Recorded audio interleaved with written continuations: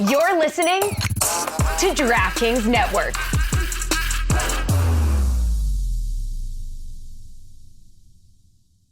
This is the Dan Le Batard Show with the Stugotz podcast.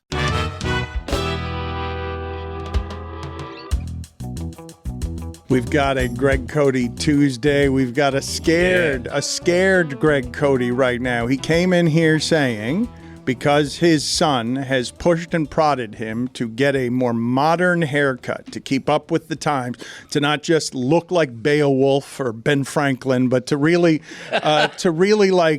modernize his hair. And we have decided, and this is dangerous, I'm a little bit scared about this. It's not just that we're getting an expert barber.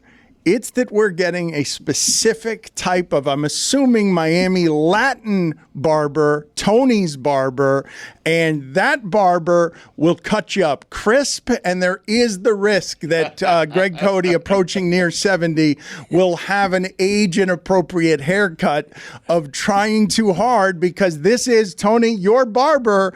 Your barber is Latin cliche barber. That's right. He went to my wedding, cut me up at my wedding. This is a personal friend of mine, my personal barber, Greg. I love that you're here and trusting him to give you a modern haircut. Well, Tony, I'm trusting you to rein in your barber because I don't know this gentleman. I can't rein him in. Okay, that scares me. We're going to do this in a couple of hours. We're going to do it live here in the studio. He cut you up at your wedding? That's right. He went to my wedding. Really? And cut me up there. Yeah. Amazing. Can we get a better phrase for a haircut than cut you up? Billy, why were you rolling your eyes at Tony and his barber? Well, because Tony then told me, like, oh, he's going to cut up Greg, and then he's going to give me a haircut. I'm like, wait a minute. Hold on a second. It sounds like you just booked your barber to get a free haircut on the company after this. I pay him. What do you pay for a haircut, Tony? Is that an indelicate question? Wait, what does Greg pay for a haircut? I typically pay $15, and if I like the haircut, it's a generous $5 tip, rounded up to 20. Right. If I don't like the haircut, it's a quick $18. It's a quick $3 tip. We're in, just because I've had this conversation with Tony before, we're in a dangerous situation, and I'm kind of wondering how people feel about this moving forward, because Tony has gone to his, and correct me if I'm wrong, Tony has gone to his barber for a very long time, correct? So Tony paid a price for the barber when he started going there and has not changed the price that he pays as time has gone on over like 10 years or something like that. Maybe longer, maybe like 15 years. So Tony is paying the price of a haircut from 15 years ago because this is his guy, but he's really not taking care of his guy because he's paying him 15 years ago prices. Put it on the poll at Le Batard Show. If your barber hasn't raised his rates in 15 years, is it incumbent upon you to raise his rates for him? No, because here's what I believe, and we can ask his barber. Actually, let's not talk to his barber because I feel like we know where that's going to go. But if you ask his barber what he would charge for a haircut now, I guarantee you that for a new client, it's not what he would charge the price of from 15 years ago that Tony still pays. So I feel like Tony's doing him a disservice by not paying him a little more. Billy, he's here to cut Greg's haircut on the biggest podcast in the world. What are you talking about? I'm giving him access to areas that he would never be able to get to. Yep. He should pay you to cut your hair. No, I didn't say that. But I am. It should be for free, though, I think. No. I pay my boy because I take care of him, and I'm a very frequent user. You pay him $10 a haircut, right? That's not true. 25. I just checked my wallet because I'm nervous right now that I'm going to be expected to tip this guy on top of whatever Tony has paid him. Well, you should give him something for his efforts. How scared are you right now? And Lucy, what are your thoughts on how scared he should be in this situation? He came in really nervous. We talked about it a little bit. I gave him tips for hair growth in case it goes wrong. Rosemary oil is a big difference. So even if it goes bad, which it's not going to, fingers crossed. Right. Yeah. We can grow it back real fast. I got some tips and tricks for you. Okay, good. What are you worried about, though? I'm worried that it's going to be, I hate the phrase age inappropriate, but in this case, I'll use it. And by the way, I only have $7 in my wallet. A lousy tip. Age inappropriate. Bigger than your average haircut tip. Right. That's true. Your most splendiferous tip is $5 is what you said. If he likes it. Dad, this guy ain't Supercuts either. Dad, I want you to type into your computer right now, faux hawk. That's what I think we go for. You should get that. I ain't got anything to do with a mohawk. I'm telling you, That's it's up to the stylish. barber. It's like longer on the top, shorter on the side. I'm telling It's you, up to the barber, not you. Does your barber do those haircuts that he lights that on fire? No, that they come do on. sometimes. That's gimmick. He does not do that. Oh. That is a very Latin Miami barber shop. Let's put some pyrotechnics Fire? in the situation. All right, now you really got me scared. Mohawk, hair on fire. I don't have enough hair to put on fire. And this is what worries me. I don't have enough hair for a mohawk. Just give me a businessman. Billy, haircut, correct please. me, please, if I'm wrong, because I believe that in you and Tony, we're talking about two different Miami barber experiences. I assume that. I may have it wrong. Are you and he built the same when it comes to visiting the Miami barber, or do you have the same barber that you've had since you were 6 years old? No, so I had a situation where I did go to Styles and Cuts on Bird Road and 97th Avenue since I was a little kid. And then I stopped going there, and then I went back. Greg, you would love this place. $12 for a haircut. Wow. $12. Yeah, but it became a thing where it was like unreliable. I'm not good at getting haircuts. I'm just going to say that right now. I'm not a good haircut getter. I have a thing with my neck where when they put the thing around my neck, it feels like it's suffocating me, and I'm really bad. Yeah, no, I like start getting like anxiety when I'm getting a haircut, and I'd like sometimes start hyperventilating. I feel like it's suffocating me. Like, I'm not good at getting haircuts. I'll tell you that right now. And then Tony actually showed me this app where I could go and I could book my haircut, because before I would be like a bum where I would just basically go and I'd wait in line and see who it is that was available. So I didn't have a dedicated barber. I had a shop, but not a barber. And then, like, unfortunately, because of the fact of the location that I was going to on Bird and 97, Styles and Cuts, $12, a lot of the barbers, you know, were going on to greener pastures in the great above. So I eventually had to say, you know what, I think I need a younger barber here, that I have some sort of dependability on this situation. Roy, why are you laughing? The great above, huh? Well, yeah, I mean, they, you know, what do you want me The to upper do? room? Yeah. Did you answer my question? Well, no. So Tony like a gym. Tony put me in touch with. I guess he didn't put me in touch, but he told me about this app where I can go and do it. And Tony, I've sent him pictures of my barber shop and my barber, and he's in disbelief of where it is that I go to get these things. The beautiful thing about Billy sent me the @ of his barber on Instagram, but it's actually turned into a real estate page inexplicably. I don't know. He's like, hey, do you want to sell a house? I want to ask the entirety of our worldwide audience, do you think that anyone can beat my father on the bargain of you get your hair cut, you get your nose hairs trimmed, you get your eyebrows done, $10 with a $2 tip? Do you think anyone in our worldwide audience can get a better bargain than the one my father gets on his haircut? Me, for free, because I cut my own hair. Wow. Attaboy. You tip yourself? You did. Yeah, I treat myself all right. You did. You did get me there, Roy. The $10 is a bargain, but the $2, I'm certain the barber is upset by the $2 tip. 20%. It is. That's a big tip. Go, Poppy, go. My father always calls it 20%, not $2. That's how you do it. How do you play?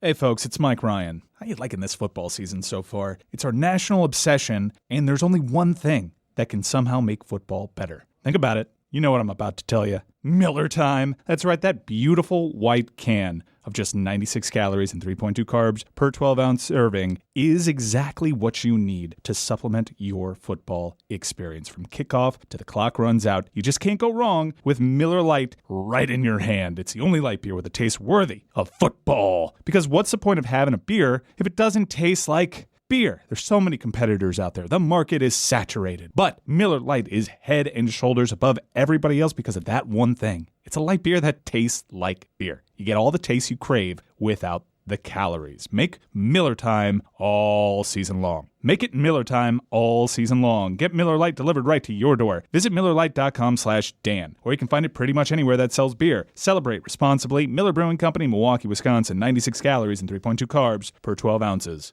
Don Le Batard. We got Afrini Hardaway. Afrini? Who was Afrini Hardaway?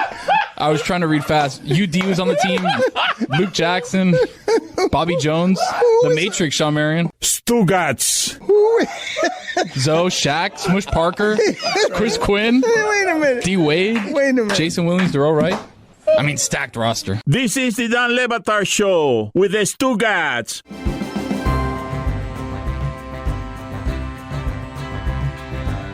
Presented by DraftKings Sportsbook, one of America's top-rated sportsbook apps. DraftKings has all kinds of ways to get in on the action, including same-game parlays, props, live betting, and so much more. Use code Dan when you sign up on the DraftKings Sportsbook app to check it out. Billy, I wanted to ask you about something last night because, as we mentioned, and we just glossed over it yesterday, the Marlins had been 4-19 in the last 23 games against the Braves, dragged regularly by 7-10 runs, just crushed. And then at the most important time of the season, they sweep the Braves. And then last night, the Mets come in. And I did not think in 2023 we would have a fair ball, foul ball controversy. But the Marlins lost a game that was hugely important to them. I imagine you were hanging on every pitch. I imagine, again, you got mad at David Robertson for being someone who makes you take Pepto-Bismol beyond your normal anxieties. And then Scott gives up a home run to a lefty. He's been great all season long, but the foul ball, fair ball thing, how crazy did that make you? I don't understand how that happens still, especially when you have like a stadium with a roof.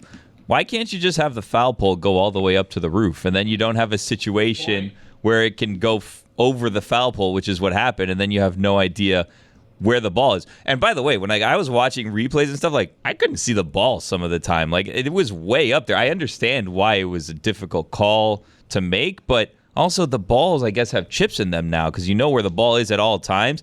And then when you see on the internet right after that this ball stayed in fair territory the entire time, I don't understand why that's something that the Marlins lost a game because the technology was not right on what should have been a home run. Yes or no? Well, they lost the game because the umpires were wrong on whether it was fair or foul, but the technology seems to exist where, you know, in soccer you have VAR, in tennis you have that thing where everybody's looking up at the screen and then all of a sudden you just see like a shadow of so where dramatic. The ball went. Yeah, oh my God, it's the best thing in sports. Yes. The best thing in sports.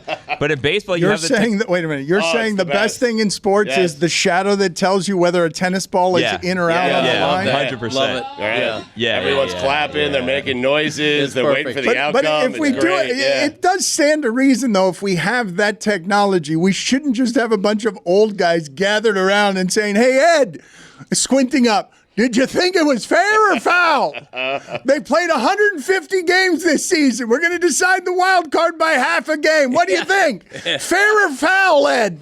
Well, Ed had been drinking before the game as well. Also, like the position of... Oh, Ed's alcoholic. Wow. Time to throw away all journalistic credibility and get reckless. Here is something we like to call reckless speculation. You're good. You know, we're talking about umpires here. Come on. You know. What's your speculation? The speculation is that the umpire may have had a couple of nips before the game. On the hooch. Which may have impaired his judgment or fine-tuned it for the better. Put it on the poll, please. Older phrase for drinking. On the hooch or couple of nips? I've never heard either of those. Yeah, well, you shouldn't have. Billy is somehow older than Greg Cote. It's hard to do. On the hooch, which I'm pretty sure hasn't been used since Prohibition, since people were moonshining. I love it. I regret saying a couple of nips. I'm officially retiring that phrase. Okay, thanks for not bringing any attention to it. Okay, Okay, excellent work. they You know what? Go sit on the therapy couch. Get out of here. Oh, get out no. of here. Just get out of here. I'll leave that therapy couch after my haircut. Not now. Go. That's not a choice you get to make. Go. Get out of here. Go. Where is Thank it? you. It's right outside. It's the only couch that we have out there. Billy, but were you mad because the game? That's obviously an important game. The Mets aren't playing for anything. And the Marlins just played very well against the Dodgers and the Braves. Well, that's the thing. Like, you looked at the schedule of the wild card, or the teams remaining in the wild card hunt, and the Marlins had the toughest schedule out of everyone. And they've succeeded against the harder opponents. So looking forward, you're like, wow, they may actually do this. They have the Mets coming up. They have the Pirates coming up. They have very winnable games coming up. They may be able to hang on and make it into the playoffs, and then to have a call like that cost you in a game that you could easily win, it's frustrating. Stugotz, with like a dozen games left, okay? Among the wild card teams, the Marlins have the worst run differential among all the teams that are competing. They are overachieving for what they should be because they win an extraordinary number of one-run games. Them and Cincinnati are both minus 38. And so what you have is a team that is improbable. Those are one of the best things that we have in sports. Yes. When somebody can surprise you, and they're now doing it patchwork, right? Because Soler is coming off of injury, and they need him. And Sandy is trying saying, to force "I'll be his way ready. back, I'll be ready for the playoffs. If there are playoffs, I'll be ready for the playoffs." And they'd be in the playoffs already if he were a fraction of what it is that he was last year. But he has not been. He's been a very average pitcher in all of the categories that matter, Stugotz, while having the highest average velocity on pitches that he throws in the big leagues. Nobody throws harder than that person every time he throws. And they've done it in spite of the reigning Cy Young winner being thoroughly mediocre by all of the metrics. And they lose a game last night at home against a feeble, greatest embarrassment in the sport Mets team. And they lose it because the umps got it wrong. And I remember saying earlier this year that Angel Hernandez was actually having a good season as an umpire. He wasn't involved in this game, but I just marvel at how it is that the officiating, when we have all the technology in tennis to show you a shadow that's in or out, that last night there were calls in that game outside the strike zone. The umpire was consistent there. But Angel Hernandez was having a good season. But last night he had his worst game, or not last night, last week, he had his worst game in like 2 years. He missed 16 calls in a game. Yeah, well, he wasn't a base umpire. He's behind the plate. Charting umps, huh? He had one of those against the Marlins also, so much so that they wrote an article about it. I do think, though, that Dan, the internet fooled you on that, because the reason he was having a good season is because he wasn't having a bad season. He wasn't missing calls, and it's because he had back surgery. So he missed about half the season, I think, with a back injury. So it's not that he was having a good season. It's that he wasn't out there messing things up, so no one was noticing that he wasn't around. Smaller sample size. Fair enough, but he has returned and is now again. Oh, he's back. By metrics, he is again the worst umpire. Making up for lost time. He's Steve Martin also. Oh, sorry. Are you proud of him as a Cuban? No, he's a blight on my people. No.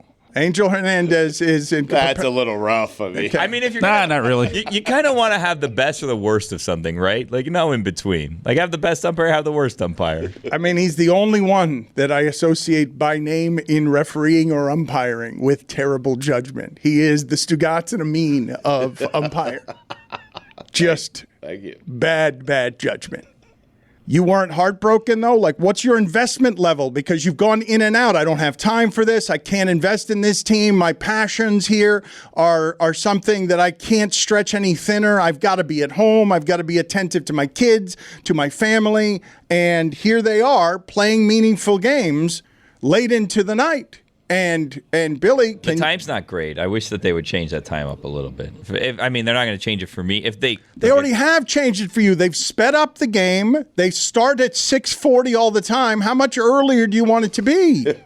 Well, now I'm in a situation where it's like right at the bad time. You know what I mean? Because like 6:40 is bed, bath, and dinner time. So like a lot to do inside the house. Exactly right. And now. While I love the game is a lot faster, it also takes just about that amount of time to do all those things. So, like, I can catch the start of the game, and then I can catch, like, the 8th inning. I was just about to go into a beautiful soliloquy about, not only Billy was talking about the foul poles, but that extends to the uprights. In football, they need to go infinitely up. And the but Lebatard... He's not entirely wrong about that. I think Adam Carolla does a bit where he's like, just go, it's $1 billion sport. Go get some PCP pipe. PVC, yeah. PVC, excuse me. That is a fine. That's a totally different pipe. Totally different pipe, Dano. $5. Wow, that's a bad one. Oh. And yesterday, by the way, it was Miggs in the cell next to Hannibal Lecter who was masturbating in Silence of the Lambs. It was not Anthony Hopkins. Hannibal Lecter. I'm going to be sitting there, and he's going to subject me to a faux hawk, and I can't do the faux hawk thing. It's ridiculous. I'm a grown man. I need an now. age-appropriate haircut, and I'm going to be subjected to just something bizarre. I don't know what's going to happen. His hair right now. Did he just, after burying the original deck shoes, did he go out and buy a replica pair of 1980 deck shoes to replace the ones that he has actually buried in his backyard? They look used also. I think he likes the he likes the fit. used yeah, look, though. Exactly, Yeah. Those are new, though. They are new, but what he did is he bought a replica of the same 1980s deck shoes that he wore. You got to respect the deck shoes. I mean, it's the all-American How footwear. can he hear you in therapy? I mean, it's like, in the past, I don't know that he's talking about the deck shoes now, but just in the past, from what I understand, I mean, I'm here I need a service animal. I got a service shark. I'm hugging it because I'm so anxiety-ridden, Do you guys ever wish that you bought double of the same thing because you like the product so much that when it's gone, you're like, I wish I would have bought that? You have? I have bought. Like, there's certain Nike shirts that they go out of style and they don't sell them again. So I'll buy 2 or 3 of the same pairs just to have them. I read the other day what Michael Jordan makes per day from Nike. Oh, boy. Tell me. Per day. You want to guess? You want to take some guesses of what it is that Michael Jordan, $365. I'll take a guess. I'll say $722 a day. Thinking like 280 is a good number. 722. You got it exactly right, Stugotz. Whoa! You're amazing. You're amazing at the game. I can't believe it. Congratulations. You have perfected the game. I'm so proud of you. It is $700,000 a day. What? That Michael Jordan makes, reportedly. I kind of thought it was going to be more. Does he get PTO? That feels low to you? You mean more than 300? I'm working for free. I can't help. Michael Jordan, he's making a lot of money. I'm guessing. Again, I don't know they were talking about that, but I can't get anything from this show. I'm sitting on a couch here. They don't even have the budget to get a leather couch. I'm sitting on a cloth couch. I'm sorry that my shoes seem to be offending people, but how can he hear the show out there? He's weird. supposed to be in therapy, separated from the show, He's talking, just in tune with the talking show. He to knows. his therapist is what he's supposed to be doing, not doing show while he's out there. Are you ready to take your sports listening to the next level? We've all had enough of the hot takes, fake debates, and recycled national headlines. I'm Todd Furman, and alongside my co-host Payne, Bet the Board is the podcast for sports fans and bettors alike. Every Monday, Wednesday, and Thursday during football season, Bet the Board brings you the essential insights you need to gain an edge at the betting window or dominate your DFS and season-long fantasy leagues. We combine proprietary, data-driven insight and market perspective to preview the biggest football games through a betting lens that's digestible and entertaining for bettors and non-bettors alike. Bet the Board pulls no punches when it comes to the teams, coaches, and players you watch every weekend, but you'll quickly grow to love our honest information not heard anywhere else in the podcast space. Enjoy Bet the Board on the Wondery app or wherever you get your podcasts. You can listen to Bet the Board ad-free on Wondery Plus. It pays to listen. Hey, it's Roy from the Dan Le Batard Show with Stugotz. U.S. Cellular knows how important your kids' relationship with technology is, and they've made it their mission to help them establish good digital habits early on. That's why they've partnered with Screen Sanity, a nonprofit dedicated to helping kids navigate the digital landscape. And for a smarter start to the school year, U.S. Cellular is offering a free basic phone on new eligible lines, providing an alternative to a smartphone for children. Start smarter with U.S. Cellular. Visit uscellular.com/builtforus to find out more. Terms apply. Dan Le Batard. You are very comfortable talking about how you met your wife, how much you love her, how important she is to you, and that's the reason that I asked the question. I've always admired that about you, that you have no problems whatsoever professing your love. Well, the thing is, I got a new wife now. Me and Bianca didn't make it, so I moved on. We moved on. It was for the better for both of us. Stugotz. Things just got a little awkward there. So let me be the first on this show to congratulate you on the new wife, Vince. Congratulations on feeling whole, feeling complete. Let's talk tailgating. Yeah. Don't feel awkward, buddy. You know, Dan, no, I don't. Oh, it's too late for that. It's much too late for that, Vince. I appreciate you soothing me in this regard, but I already feel terribly awkward. And then my teammate comes to my defense with not a question, but congratulations. just a healthy congratulations and the further pointing out of that awkwardness because he's always good for me in those spots. I'm also thinking of divorce, Vince, after many, many years, 18 years, with a partner who does things like that to you. This is the Dan Le Batard Show with the Stugotz.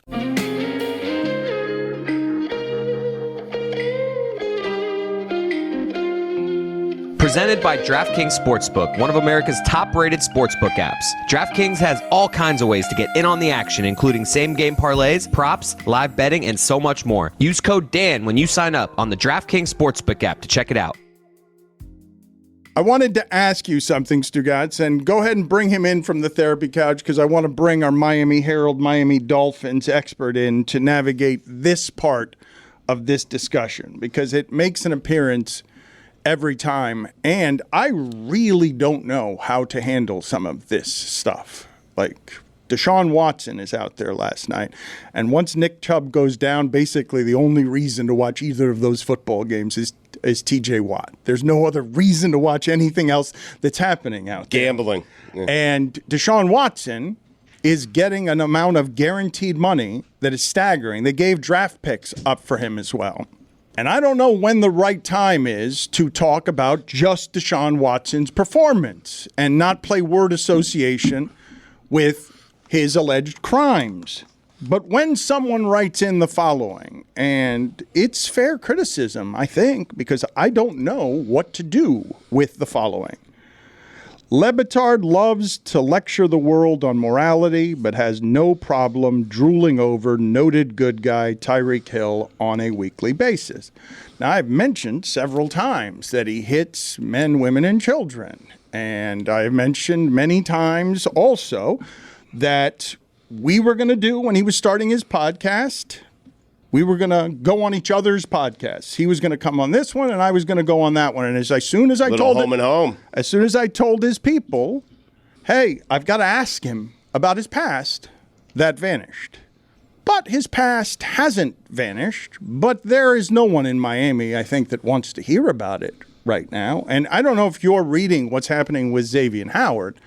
I don't even know how to traverse some of what's true here and what's not true because something was debunked in a lawsuit. And so you hear a lot of stuff that has some holes in it about 4 different pregnant women and video of somebody hitting his car with a baseball bat and reports that he gave herpes at a herpes clinic to somebody who was working there, and I don't know what's true here, what's responsible here to report, but as some of this stuff makes its way around the huddle, and it's a 2-0 team that yesterday, I saw the coverage, Stugotz. The Dolphins, 2 weeks in now, everyone's saying, whoa, look out Super Bowl. Now, 2 weeks in a way they were not doing that last year. They are the talk of the NFL. Pro Football Focus has them ranked. I know Lucy doesn't like them, but has them ranked as the best team in the NFL. They went on the road and they won 2 road games to start their season 2-0. And they beat the Chargers and they beat the Patriots, which I don't believe are the cream of the league. Like we all know, the last 5 AFC championship games have gone through one place, and that's why the Chiefs changed his contract yesterday. They want to make sure that dude is happy and making as much guaranteed money as anyone, that no one passes him, because he's the thing that matters the most in that conference, in that sport. But Miami is talked about now in that class when you watch the Chiefs go to Jacksonville and their offense looks more constipated than Miami's does at New England. One of the things that I mentioned yesterday, because I don't know if you've seen this, Stugotz, but this is staggering. Bill Belichick, without Tom Brady, his record is 79-89. Dave Wannstedt's was 82-87. Come on. Belichick's record without Brady is worse than Wannstedt. And when you're watching yesterday, when he doesn't have Brady, you may have seen the stat or Sunday come up, Stugotz, that said the Patriots in the red zone, the worst team in the league since 2020. Makes a difference to have Tom Brady throwing to Gronk. and Mac Jones trying to do what it is that he's trying to do. But the way that they're talking about the Dolphins now, Stugotz, has changed.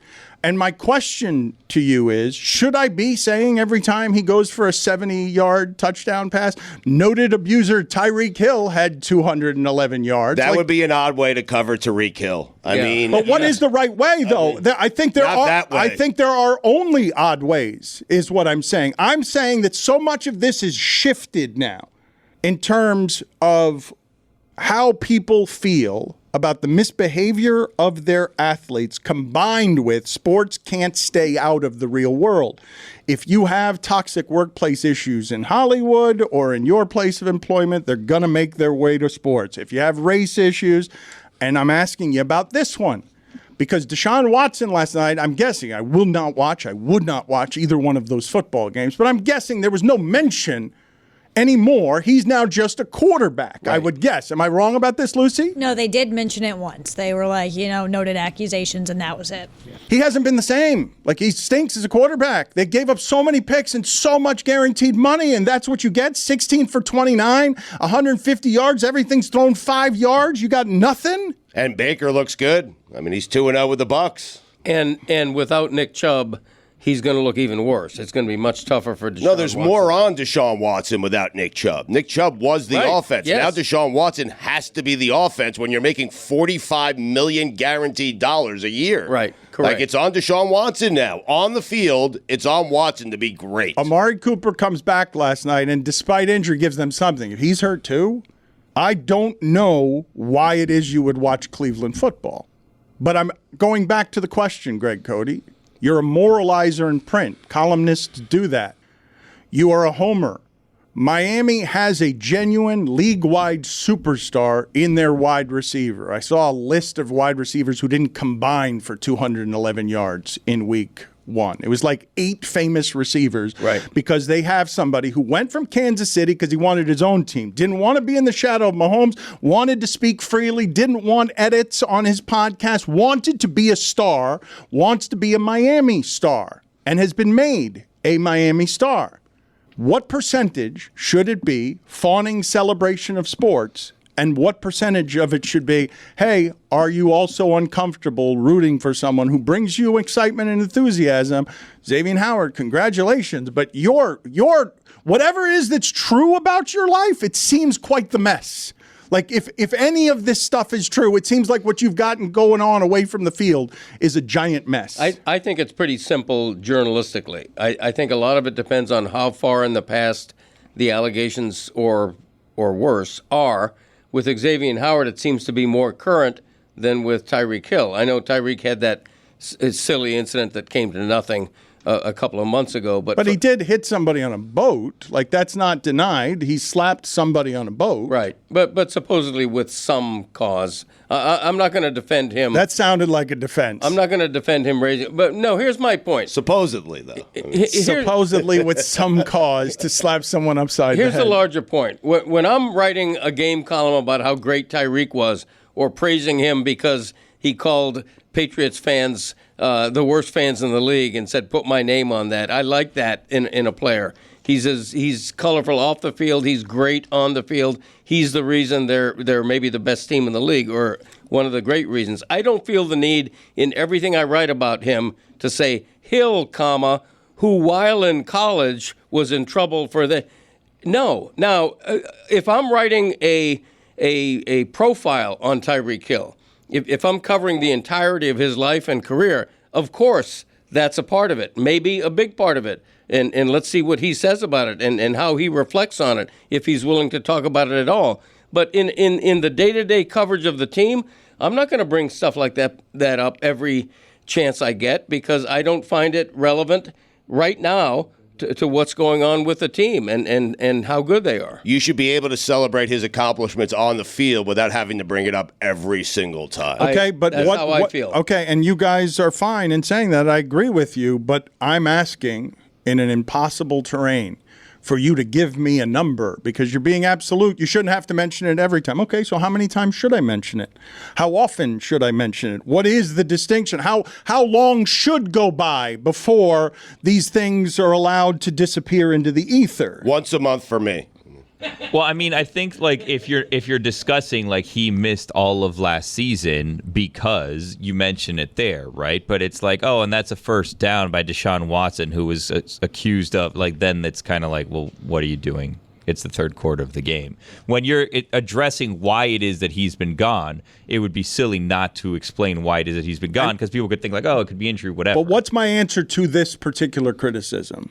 What is the correct answer to Well, there's you? no correct answer. Yeah. Like it's not like there's like a chart that we look at and we're like, okay, well, this was the offense. You have 8 months and 3 days that you get to mention this. There's no answer that's going to satisfy the critics who are coming at you for not talking about Tyreek Hill and his, what he's done off the field every single time you bring him up. There is no right answer for that person. I think with Xavier Howard, like that's a lot of speculation. So like it not being discussed makes sense because we don't know what's true and what's not there, Now, another factor is what is the effect of the controversy on the on-field performance? In the case of Deshaun Watson, it's fairly recent. It's just last year. And it's fair to wonder, as badly as he's playing through 2 games, it's fair to ask, is the shame he might feel or the controversy that he's still dealing with, all these ongoing lawsuits, is that affecting his on-field performance? That's a legitimate question to ask, and so I would bring that up in the context of writing about what's wrong with Deshaun Watson. What are your thoughts? What are the audience's thoughts? I would have liked to have talked to Tyreek Hill over the stance of if he comes on here, people who manage Tyreek Hill's career, he will get a question about this, and then the interview evaporates. Because what does he need to do that for if he could just be on his own podcast saying whatever he wants without anyone asking him about that? Like, I know that Stugotz would have, we don't do conditions around here on interviews, but I'm genuinely asking the audience right now, what is the right play? Because I don't think doing that buys me anything. I don't think anyone cares about it other than me talking about it now. And there he goes grandstanding, or there he goes, another one of his moral causes when he's willing to celebrate Tyreek Hill every time he runs 80 yards. The right play for you is exactly how you handled it. For you, everyone's different, Dan, but for you, that's but what does it buy you is what I'm asking. The price of that principle is what? Does anyone I don't believe anyone in the audience cares. Yeah, but you care, and it's your show, and it's your voice. No. So you made the decision that I think everyone who knows you knows that you would make. And what you gain is what you already have, which is integrity. And some people in the audience probably do appreciate that you wouldn't have Tyreek Hill on with the condition that you not ask him about the controversy in his past. On the other hand, I didn't always do this very well, I try to put myself in the athlete's shoes as well. I don't blame Tyreek Hill for not wanting to rehash what's a few years in the past now. I don't blame him. I feel like he feels like he's moved on. I think he's got the right to move on, and pending any current rehash of what's caused his problems in the first place, I don't think it should be forgotten, but I don't think it needs to be regurgitated every time he's talked about. But Greg, I also don't blame Dan for wanting or for not wanting stipulations on whatever the agreement was. No, that speaks well. I don't blame him at all. Yeah, right. Yeah. Neither of you are necessarily wrong in that instance, right? Because you have the standard that you want to set and you want to uphold, but also like him and his people's job is to put him in a position to succeed. So, like, if anyone here had some sort of controversy and they were going out to promote a book or whatever, you'd be like, we're just going to talk about this. We're not going to talk about that. And, with the way that the media is now and with the fact that he has his own podcast, he doesn't need to go on one specific thing. He can pick and choose where he goes. But this is my point, or what I would say to you, that, yes, we can both not be wrong, but only one of us is being penalized.